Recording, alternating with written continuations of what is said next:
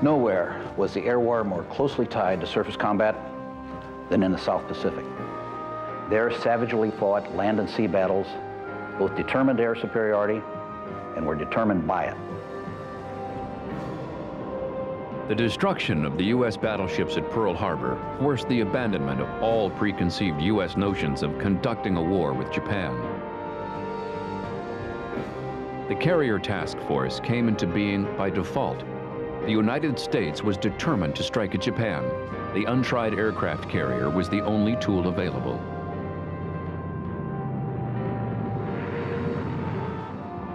Large American carriers, such as the Yorktown and the Enterprise, could carry 80 aircraft deep within enemy waters. There they could fence with their Japanese counterparts, like the Shokaku and the Zikaku. Each of them could carry 72 planes. Carrier task forces could do effective work. They could peck at the periphery of an enemy's defenses, as the U.S. Navy had pounded Japanese outposts in the Marshall Islands.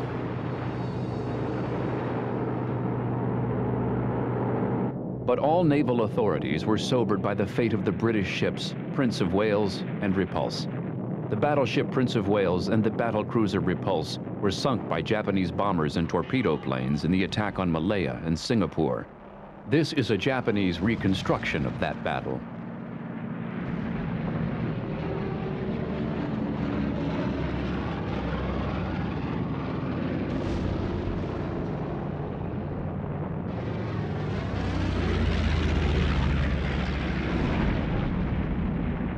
Ships were no longer safe from air attack.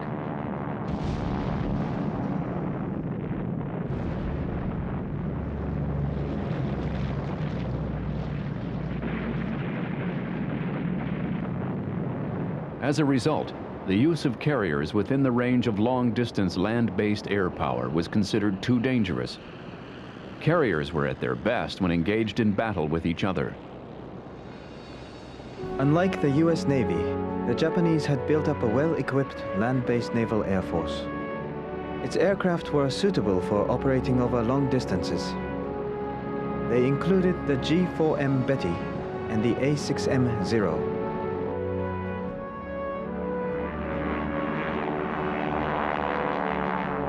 In 1941, the Zero had a range that was not achieved by the North American Mustang until 1944. Japanese strategy in 1942 was not concerned with defense. It depended on obtaining great results from small numbers of aircraft that could fly long distances and inflict crucial damage. The Pacific War was characterized by sharply divided opinions on how it was to be conducted. There were even greater rivalries among its fighting forces. The rivalries existed at the very top, between Roosevelt and Churchill. We expect to eliminate the danger from Japan, but it would serve us ill if we accomplished that and found... Roosevelt's inclination, and that of his commanders, was to meet the pledge to relieve Russia by establishing a second front. This would be achieved by an invasion of France, followed by a thrust to the German heartland. The peace that follows. Churchill and his commanders feared a land war against the Germans. They preferred other options that ranged from Norway to North Africa to Italy. The British wanted to fight anywhere on the periphery that would weaken Germany, not kill too many British soldiers, and perhaps fulfill the pledge to Stalin of a second front. There were disagreements within Roosevelt's staff. Admiral Ernest Joseph King, Commander-in-Chief of the U.S. Navy, didn't like the British. He wanted to throw the Japanese out of Alaska and then out of the Pacific. On this, he was backed by General Douglas MacArthur. MacArthur had survived the defeat in the Philippines to become an American hero.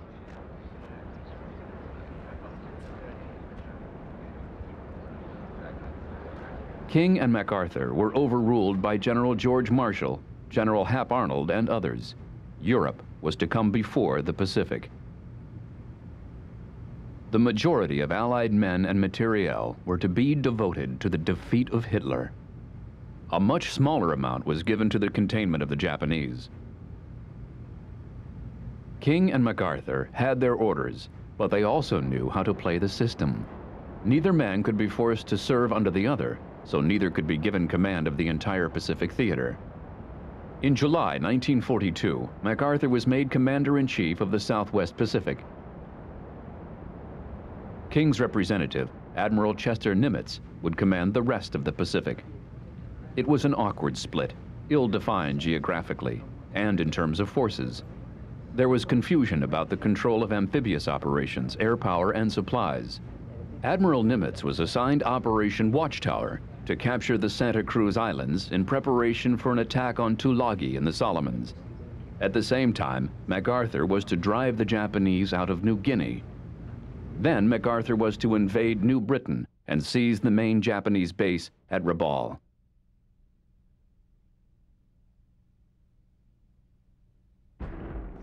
The Japanese armed forces were split along traditional Army-Navy lines.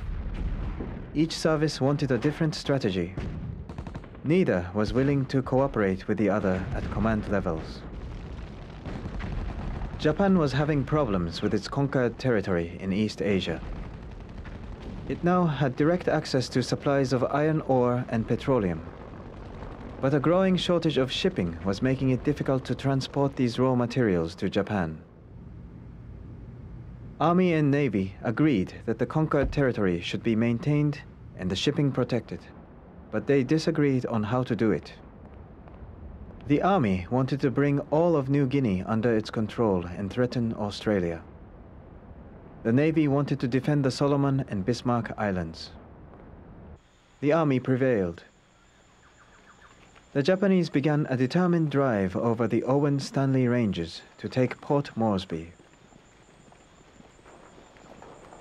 At the same time, the U.S. Navy discovered that the Japanese were building an airfield on Guadalcanal in the Solomon Islands.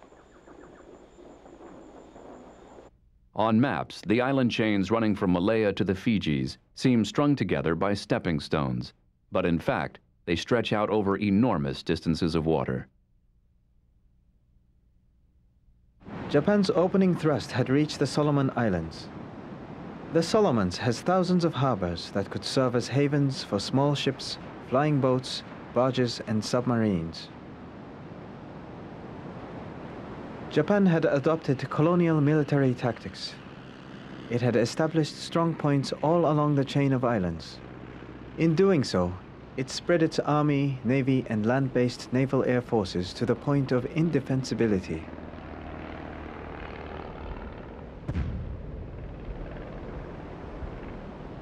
MacArthur's headquarters were in Australia. He was determined to return to the Philippines by driving the Japanese out of New Guinea and New Britain. Nimitz wanted to take the Central Pacific route, through Micronesia, capturing the Gilberts, the Marshalls, and the Carolines. MacArthur's and Nimitz's offensives would support each other. They would keep the Japanese from concentrating on just one. The carrier forces could be rapidly switched from one to another. The battle on Guadalcanal began on an even basis. The island had never figured in either Japanese or American preliminary planning. The fight began accidentally, but then took on a life of its own.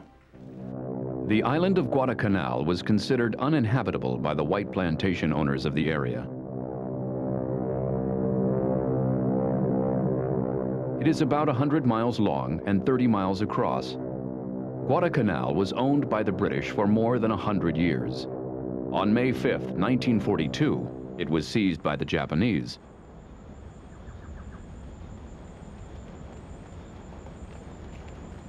On August 7th, the Allies totally surprised the Japanese. They brought a 76-ship invading force to take Tulagi, Tanambago, Gavutu, and Guadalcanal Islands with overwhelming force. Nimitz had dispatched 3 of the Navy's 4 remaining aircraft carriers, the Saratoga, the Enterprise, and the Wasp, to provide air cover for the landings.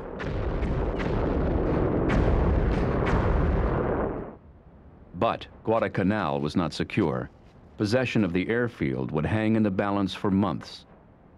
Marines established a perimeter around the airfield and began searching out the remaining Japanese. Their efforts would be frustrated by continual Japanese reinforcements. Guadalcanal was slowly transforming itself into a meat grinder for men, planes, and ships.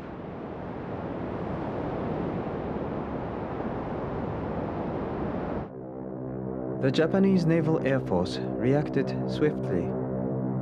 The first of many attacks was launched from Rabaul. 27 Bettys and 18 Zeros took off. So did 9 Aichi D3A Vals. But their mission was to be one way. They did not have the range for the round trip. The attack was typical of the Japanese air war methods. A relatively small number of aircraft flown by highly skilled crews. Their mission, to make a precision strike against what they hoped was an ill-prepared enemy defense. In fact, the defense on Guadalcanal was relatively well prepared. This was partly thanks to the still primitive radar sets, but mostly it was thanks to one of the most unusual intelligence-gathering groups in history, the Coast Watchers. The Australian Navy had recruited planters, natives, retired servicemen, and others to hide out on the small islands and broadcast Japanese naval and air activity as they observed it. The Coast Watchers were small in number, highly intelligent, and subject to certain death if captured. On August 7th, the Coast Watchers warned the U.S. carriers of the inbound bombing raid. Tough Grumman F-4F Wildcats repulsed the onslaught. The dogfight signaled just how ferocious the air war over Guadalcanal was going to be. The Japanese lost 13 out of 54 aircraft. The Americans lost 9 out of 44.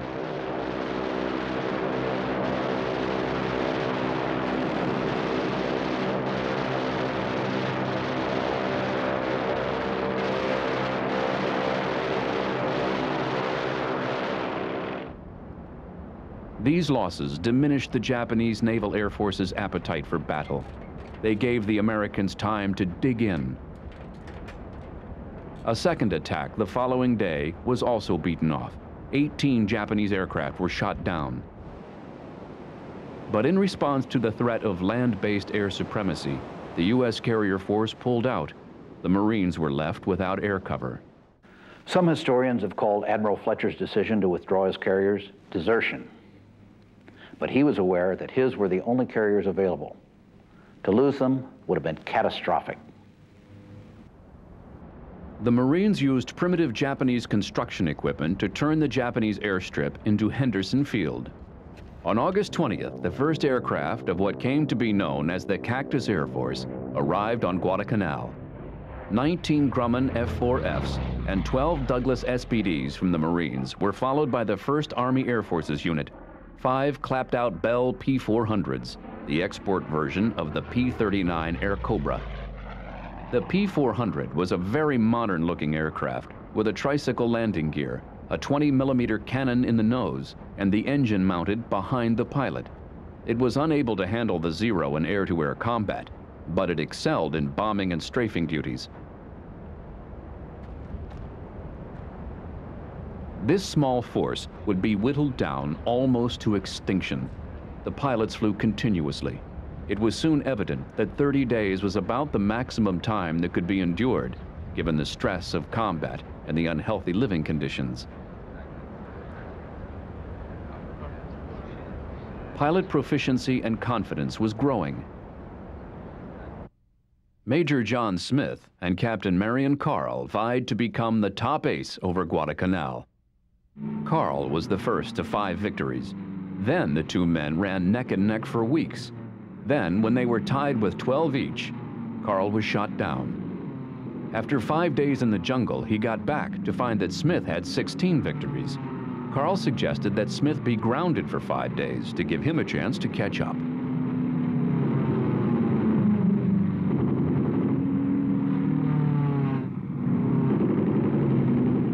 The Japanese army misinterpreted the departure of the carriers from Guadalcanal. They assumed that the troops on the island had been abandoned and were disorganized and demoralized. They sent a 1,000-man invasion force. It was led by the arrogant Colonel Kiano Ichiki. He proudly radioed notice of his success as he marched to a comprehensive defeat. His force was trapped by the 1st Marine Regiment. His men were slaughtered, and he committed harakiri.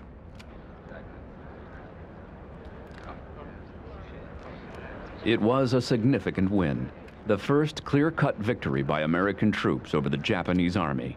It dispelled the idea that the Japanese were invincible jungle fighters. The Japanese would consistently underestimate the number and fighting power of the Americans. They used ancient maps and devised complex battle plans requiring split-second coordination between Army, Navy, and Air Forces. Belatedly, Admiral Yamamoto began to realize that it would take a full-blown combined operation to retrieve Guadalcanal. He mobilized his combined fleet and 11th Air Fleet. He ordered the Navy to ferry in troops on destroyers, known as the Tokyo Express. Land-based air power ruled the seas around Guadalcanal during the day. Admiral Tanaka, commanding officer of the destroyers, demonstrated how a single leader can make a difference. His cruisers would leave Bougainville in the early afternoon. They would steam at 30 knots and arrive off Guadalcanal about midnight. They would drop troops and supplies overboard, fire on Henderson Field and other targets, and speed away.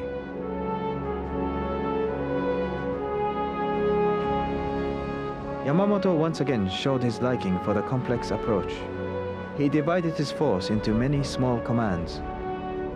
The fleet, under Admiral Nagumo, consisted of 2 large carriers, a light carrier, 3 battleships, 9 cruisers, 13 destroyers, and 36 submarines.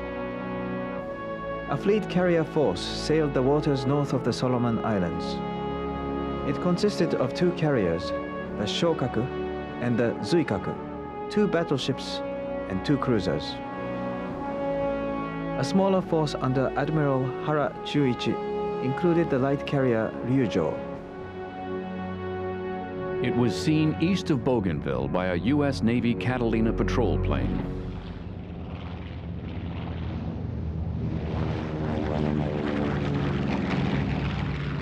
Fletcher took the bait. He sent 30 Dauntlesses and 8 Avengers against the Ryoju. It was caught by torpedoes from the Avengers. After 7 hours of drifting, it sank. Admiral Nagumo ordered the counterattack from his 2 carriers. 2 waves totaling about 60 aircraft were sent into the towering cumulus clouds covering the American fleet, straight into the guns of 50 Grumman F-4Fs on combat air patrol. But the Japanese aircraft broke through and damaged the Enterprise. The battle was inconclusive, but it served notice on the Japanese that the resupply of Guadalcanal was going to be bitterly contested. Henderson Field was now a 3,800-foot strip. 1,000 feet were covered by pierced steel planking known as Marston mat. The 1st Marine Division was dug in around the field perimeter. From the field center, it was only 2.5 miles to the enemy in any direction.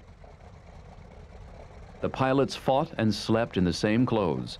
They lived on potatoes, canned hash, and Japanese rice. The pilots flew mission after mission. American offensive flights began soon after dawn. Marine SBDs and Army Bell P-400s bombed and strafed. Daily combat action for most of the fighters began about 11:30 and lasted until dark.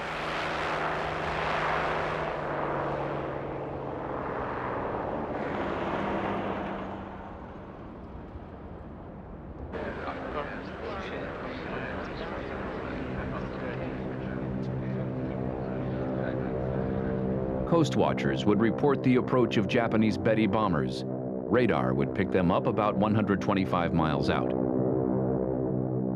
This gave the Grummans ample time to get to altitude.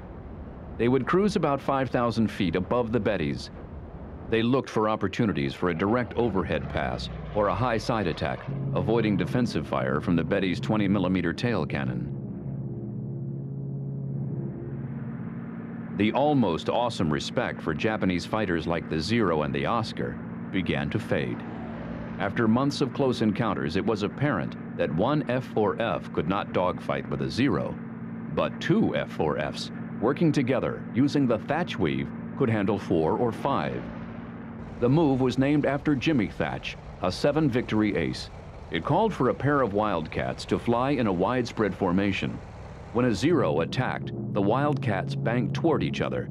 If the Zero followed his target, it led him into the guns of the other Wildcat. The Zeros were lightly built, skinned with thin duralumin. The pilot's seat was not armored. The 3 fuel tanks were not self-sealing. The Zero could only absorb a few seconds fire from the F-4Fs before exploding. But the tank-like Grummons could take an endless hammering from the Zeros. The Zero was faster, but could not follow the Wildcat into a turning dive.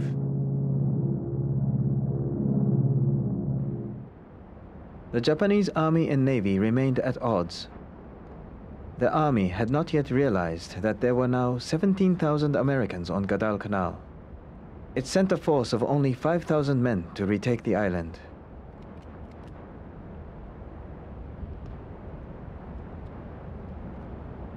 In an attack called the Battle of Bloody Ridge, 600 Japanese were killed. 40 Marines died defending the position. 3 of the USAAF's much maligned Bell P-400s did a magnificent job strafing the enemy. The Japanese were so confident of success that they left their food supplies behind. Half of the force died of starvation during a week-long trek back through the jungle. But Japanese submarines avenged this defeat on September 15th. They sank the Wasp and hauled the battleship North Carolina and the destroyer O'Brien. The Americans were more vulnerable than they had been since Pearl Harbor. There was only one carrier in the area, the Hornet.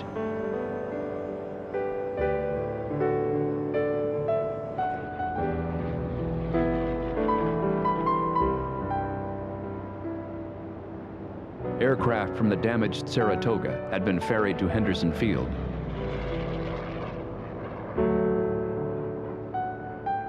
As September ended, the battle balanced on the razor edge of minimum air power. Air power, in turn, depended upon the strength of the marine perimeter. The Japanese High Command now decided that Guadalcanal must be taken at whatever cost. Henderson Field had to be captured and the defending air forces destroyed. The Japanese began to strip units from the forces fighting MacArthur's troops in New Guinea. They even set the date for the American surrender ceremony, October 21st.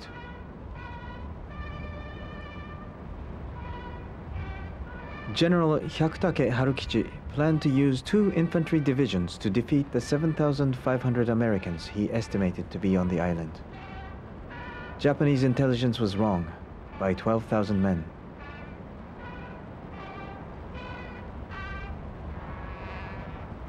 On October 13th, the Japanese unleashed 2 air attacks. They put the runway at Henderson Field out of action. They set fire to several aircraft on the ground and destroyed 5,000 gallons of precious gasoline.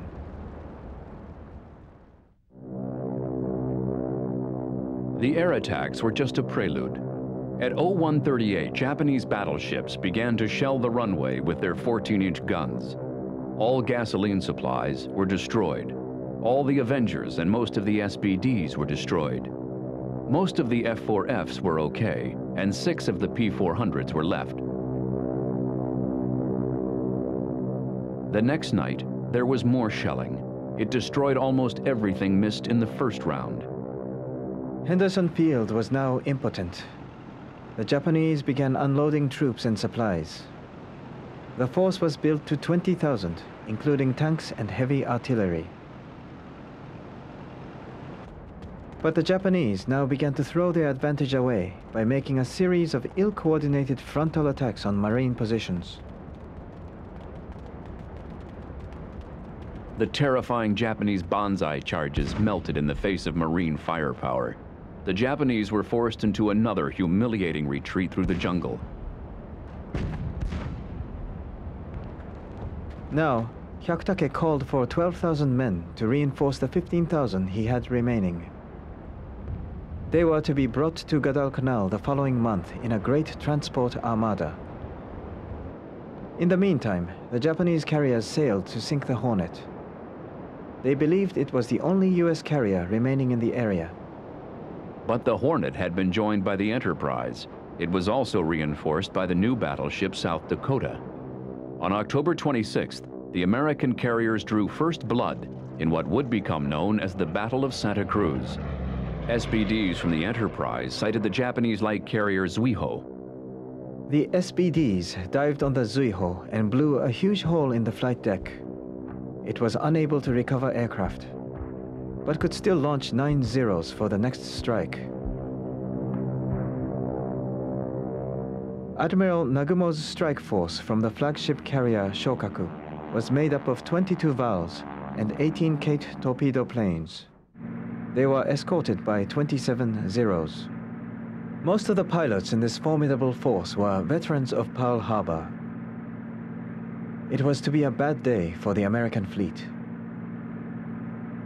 The Japanese launched a well-coordinated attack on the Hornet. One of the dive bombers was damaged and crashed into the flight deck. More bombs and torpedoes set the Hornet afire.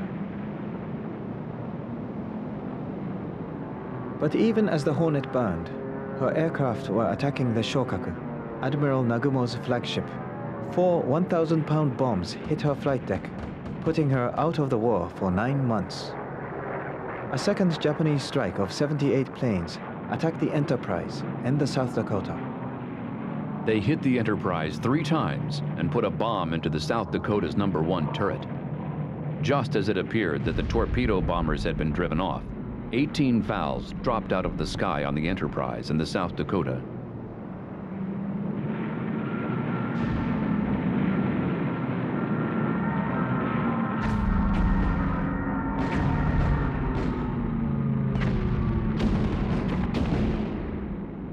Eight of the Vals were shot down, but single hits were scored by the Japanese on the Enterprise, the South Dakota, and the San Juan. The battle was savage and intense.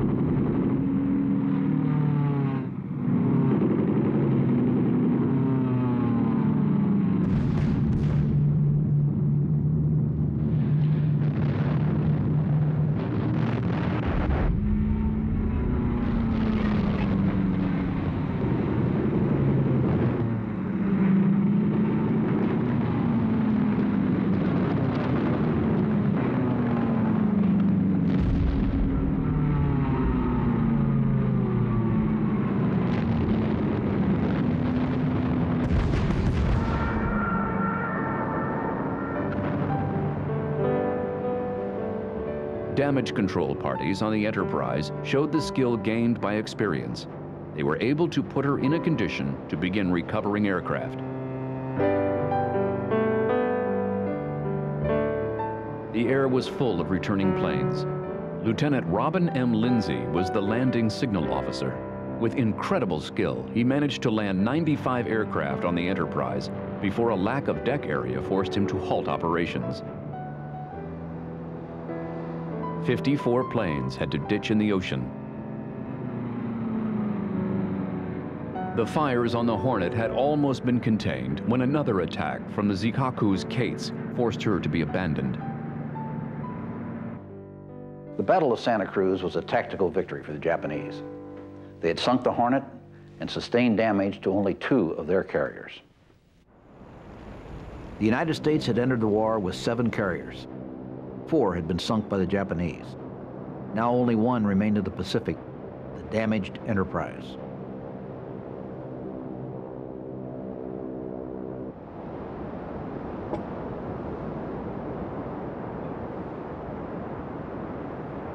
But the U.S. fleet was growing stronger every day.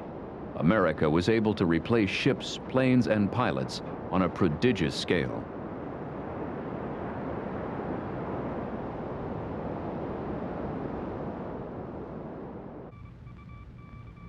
In contrast, the combined fleet was severely weakened. It had no immediate prospect of replenishment. The pride of the Imperial Japanese Navy, its fighter and bomber crews, was being consumed in a fatal war of attrition. Both navies' carrier task forces were weakened to the danger point. The principal air combat shifted back to land-based forces. Henderson Field on Guadalcanal had reached a low point of 30 fighters on October 26th, but now it was being steadily reinforced. By the end of October, it became possible for the first time to rotate pilots out for rest. The Japanese High Command planned another major air, land, and sea attack on Guadalcanal for the middle of November 1942. Westerners assumed that the Japanese military was highly disciplined. But in fact, it tolerated insubordination to a degree unheard of in Allied armies. Junior officers often countermanded orders that were not radical enough. Senior officers feared being accused of cowardice or lack of patriotism. They did not dare resist. A Japanese colonel, Tsuji Masanobu, was one of the major practitioners of this insubordination. His arguments drove the Imperial Army into piecemeal commitment of its forces in Guadalcanal. Guadalcanal's fate was decided in the series of land, sea, and air battles that began on November 12, 1942. The odds in numbers of ships were very uneven. The Japanese had 2 carriers, 4 battleships, 5 heavy cruisers, and 30 destroyers. The American Admiral Halsey could only muster 5 cruisers and 12 destroyers. Repairs were accelerated on the aircraft carrier Enterprise. It would sail from Noumea, New Caledonia on November 11th. It would be accompanied by 3 cruisers and 6 destroyers. On Guadalcanal, the Japanese sent in heavy cruisers to bombard Henderson Field, but only a handful of aircraft were destroyed. Admiral Tanaka had a fleet of 11 transports escorted by a dozen destroyers. He assumed that the cruiser attack had knocked out air power on Henderson Field. But shortly after noon, an American force made up of aircraft from Henderson Field and the Enterprise arrived in force. They systematically began to slaughter Tanaka's ships. 7 transports were sunk.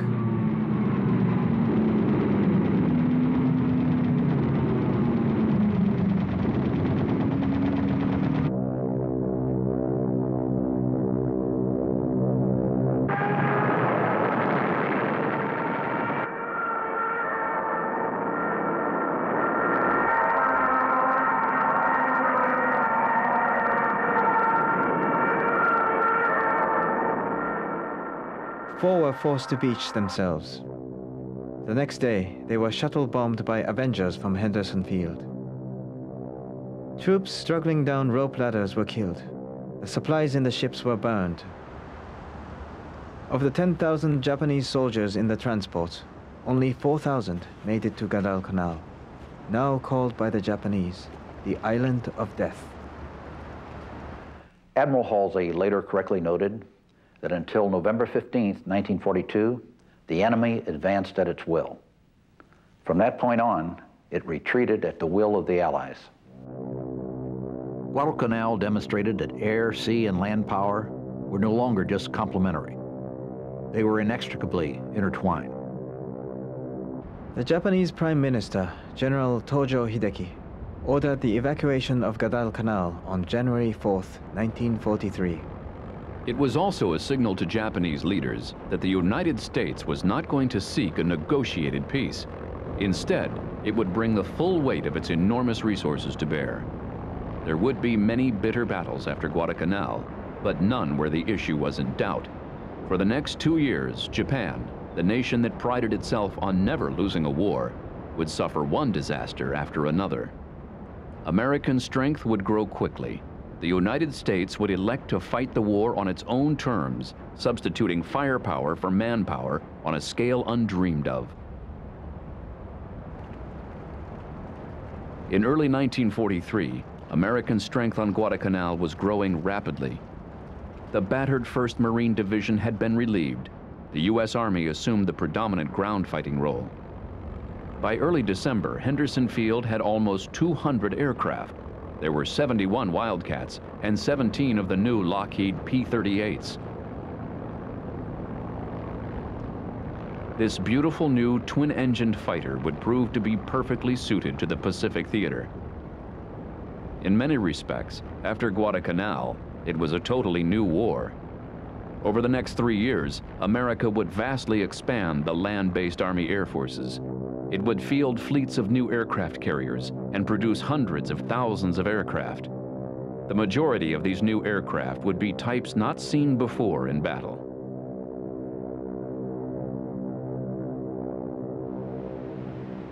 The Japanese would launch some new carriers as well. They would introduce new combat planes, but in pathetically small numbers. For the most part, the Japanese Army and Navy would fight the remainder of the war with updated versions of the Zeros, Oscars, Bettys, and Kates with which it started. It would suffer terribly without the veteran pilots upon which its strategy had depended. As the war moved closer to the home islands, the Japanese would attempt to overcome these inadequacies with what became known to the West as kamikaze tactics.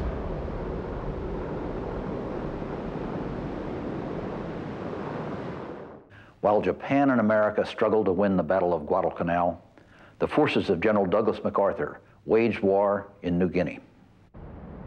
General MacArthur was caught out by the Japanese push to take Port Moresby and the rest of New Guinea. That push began on July 22, 1942. The Japanese army was convinced it could not rely on naval support. It decided to conquer the Papuan Peninsula and Port Moresby by the most difficult possible route. The Owen Stanley Mountains combined the extremely difficult terrain with almost impenetrable jungle. General Hyakutake Harukichi directed that 16,000 of the best Japanese troops be landed at Buna. From there, with 1,000 native bearers, they were to push across the Kokoda Trail, which ran 100 crooked miles to Port Moresby. The Japanese brushed back the Australian defending forces. For weeks, they made good progress. But they suffered from lack of food, medical supplies, and the difficult terrain. Australian resistance, backed by an increasingly powerful ground attack air force, led them down.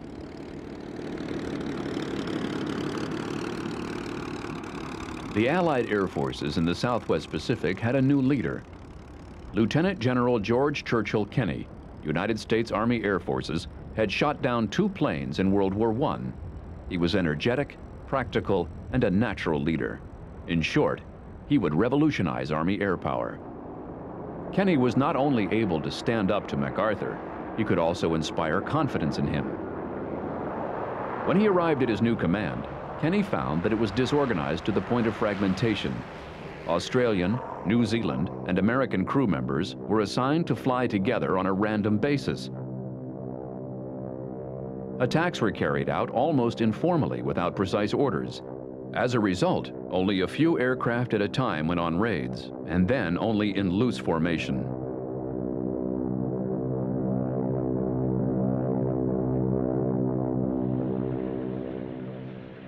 Kenney's charter had been to organize existing forces into a competent defense of Australia. He was also to organize a new air force, the 5th, to undertake offensive operations. Kenney ruthlessly shook up his command. He sent home people he considered too tired or insufficiently aggressive. He replaced them with younger men who wanted to fight.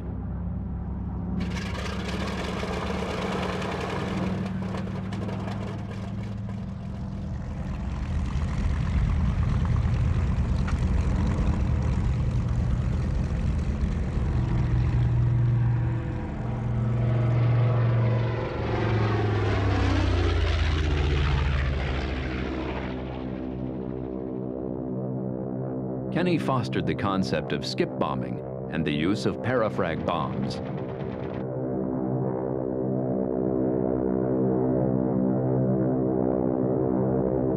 He was infuriated at the low in-commission rate of his most potent weapon, the Boeing B-17. More than half were out for lack of engines or tail wheels alone. He ordered an immediate stand-down on all bomber flying. He started a crash program of maintenance. He wanted 20 B-17s to attack a Japanese air base near Rabaul on August 7, 1942. Only 16 got off. Of these, only 13 made it to the target area. In spite of this attrition, the B-17s managed to make their presence felt.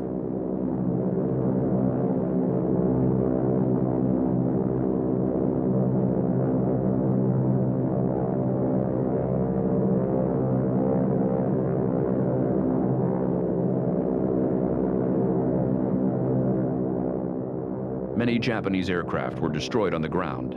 Kenny had proven that American forces were capable of striking out. The attack reversed a process of defeat that had begun on December 7, 1941 at Pearl Harbor.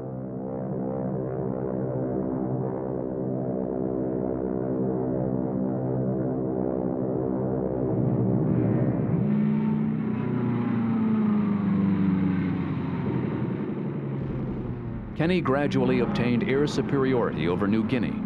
It was tenuous. The Japanese still had more than 100 aircraft at Rabaul.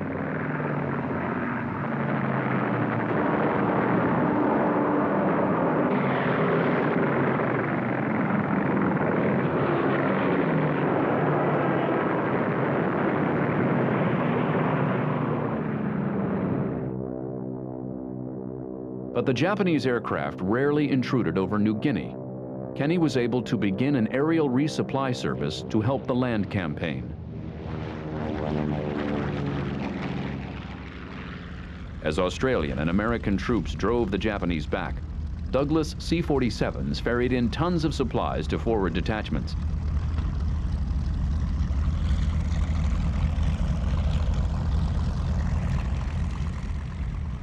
They also flew the sick and wounded out.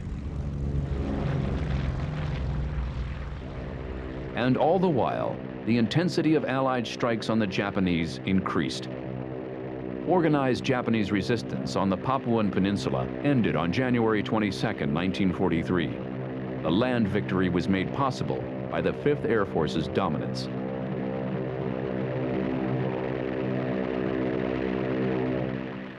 There is a postscript to this chapter on the Pacific War. In early 1943, Allied codebreakers learned that Admiral Yamamoto was planning an inspection trip. Ironically, this trip would take place exactly 1 year after Jimmy Doolittle's daring raid on Tokyo. Admiral Yamamoto planned to travel to the Kahili area in South Bougainville. He was famous for his adherence to schedules. The Allied codebreakers knew his obsession with punctuality. They were able to determine his exact itinerary. He would arrive in a bomber off the southern tip of Bougainville on April 18, 1943. The Army Air Force's P-38s on Guadalcanal had the range to make an interception. Admiral Nimitz gave the authorization for Yamamoto to be assassinated. Major John W. Mitchell, commander of the 339th Fighter Squadron, was appointed to lead the attack.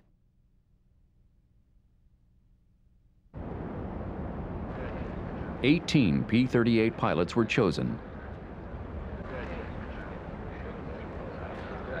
An attack section of 4 aircraft, the Killers, would destroy Yamamoto's airplane. The remaining 14 would fight off the escort aircraft. 6 Zeros were known to be accompanying Yamamoto's flight of 2 Bettys.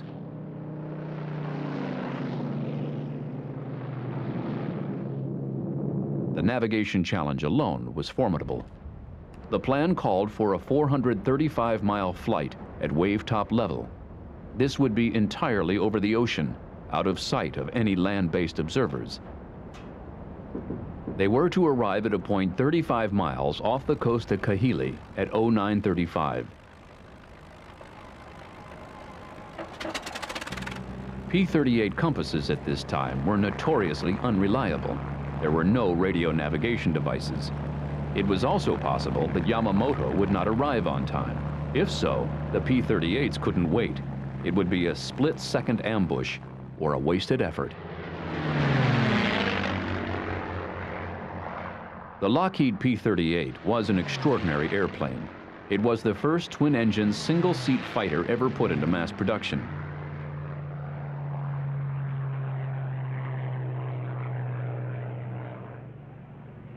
The twin-engine safety and long range of the P-38 made it perfect for the Pacific. After a 2-hour and 42-minute flight over the ocean, the P-38s were still at wave-top height when they saw the Japanese formation, exactly on time and on course. The 2 remaining aircraft of the killer group headed straight for the formation. The protection flight climbed to altitude.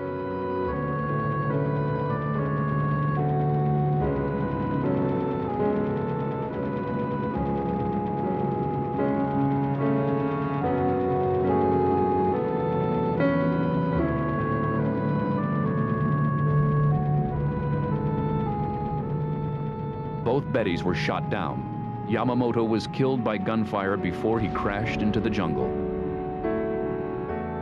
In the wild melee, American pilots claimed 3 Zeros and 3 Bettys shot down. But post-war records show that of Yamamoto's 8-plane formation, only the 2 Bettys were lost. It may be that Zeros were scrambled from Kahili, and these were the victims. But no investigation has confirmed this.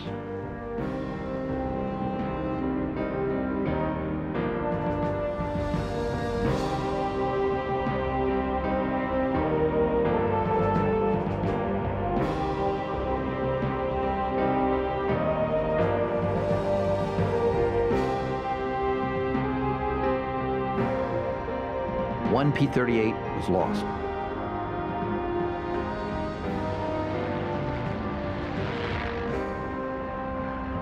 Yamamoto's death may well have saved him tremendous loss of face when the full implications of the defeats at Midway and Guadalcanal were evaluated. Instead, his ashes were returned to Japan for a state funeral.